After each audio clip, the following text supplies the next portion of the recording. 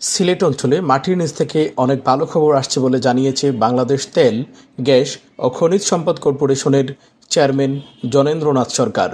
শনিবার 23 ডিসেম্বর সকালে সিলেট নগরীর Mendibag Jalalabad gas transmission and distribution system লিমিটেডের হলরুমে শুদ্ধচার কৌশল পরিকল্পনার আওতা অংশীজনের অংশগ্রহণ শীর্ষক মতবিনিময় সভায় একথা বলেন।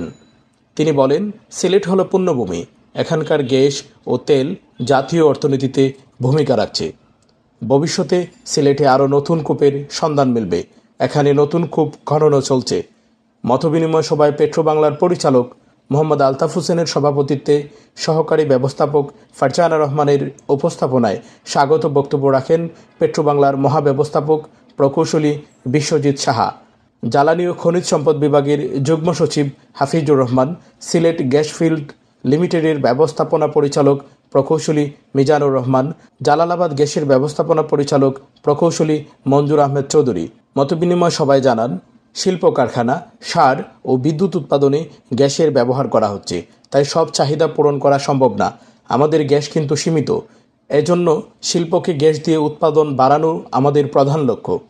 কারণ শিল্পের সঙ্গে হাজার হাজার মানুষের কর্মসংস্থান জড়িত। তাই আপাতত আবাসিক সংযোগ বা পাম্পের গ্যাসের লোড বাড়ানো সম্ভব নয়। তবে সিলেটের সিএনজি মালিক সমিতির দাবির বিষয়টি সমাধানের চেষ্টা করা হবে। প্রিপেড মিটারে গ্রাহকদেরও লাভ হবে। যতটুকু ব্যবহার করবেন তার বিল দিতে হবে। সরকার আবাসিক গ্রাহকদের কথা বিবেচনা করে এক হাতে ভর্তুকি দিচ্ছে। পেট্রোবাংলার চেয়ারম্যান বলেন, প্রিপেড মিটার গ্রাহক বেশি ব্যবহার করলে বেশি বিল দেবেন। এতে করে পেট্রোবাংলারও লাভ হবে। Jalalabad gas transmission and distribution system সারা দেশের মধ্যে সেরা প্রতিষ্ঠান।